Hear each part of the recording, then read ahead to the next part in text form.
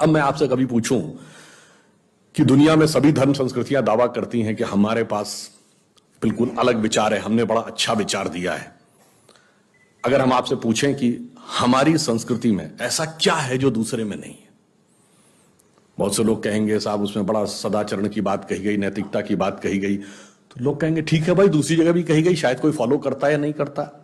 पर मैं अगर आपसे पूछूं कि वो चीज बताइए जो हमारे यहां लिखी और दूसरी जगह लिखी ही नहीं है, वो क्या है? आप सबने नाम सुना होगा, Vedic mathematics. Have you ever heard of mathematics as a part of religious text? ये सिर्फ हमारे यहां है। गणित धार्मिक पुस्तक का हिस्सा है। Ayurveda medical science, it is globally accepted as a structured medical science, by name itself is a part of Vedas. Medical science धर्म ग्रंथ का हिस्सा हो, गणित धर्म ग्रंथ का हिस्सा हो, ये दुनिया में कहीं नहीं, बाकी जगह विज्ञान और गणित का धर्म से संघर्ष है। हमारे यहां वो धर्म ग्रंथ से उद्भूत हो रहे हैं। ये फंडामेंटल डिफरेंस है हमारे और उनके बीच में। और इतना ही नहीं, मैं कभी आपसे, आप लोगों ने ध्यान दिया हो अगर, गणित की जो खोज है, वैसे तो बहुत सारी चीजें थी जो अंग्रेजों के आने के बाद छुपा दी गई, क्वाड्रेटिक इक्वेशन हो, अलजेब्रा हो, ट्रिग्नोमेट्री हो, ये सारी चीजें। मगर एक ऐसी चीज है जो कमोबेश सभी लोग मानते हैं, चलो ये तो मान ही लेते हैं कि भारत ने दिया। वो क्या था? शून्य। अब कहा जाता शून्य किसने दिया? आर्यभट्ट ने खोजा। अरे भाई, आर्यभट्ट ने खोजा नहीं, आर्यभट्ट की किताब में पहली बार तुमको लिखा हुआ मिला।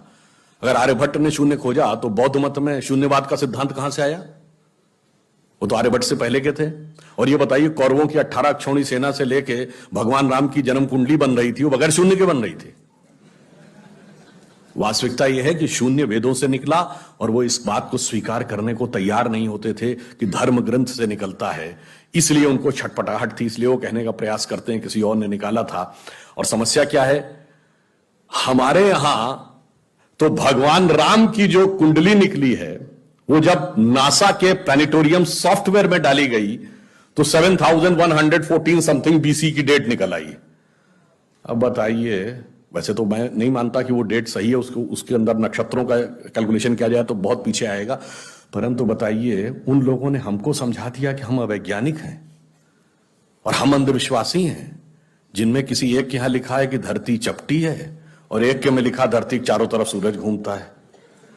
और ऐसे महान ज्ञानदेव पाड़े लोगों ने हम लोगों को समझा दिया कि हम अनसाइंटिफिक थे और धरती को चपटी और धरती को इस सौरमंडल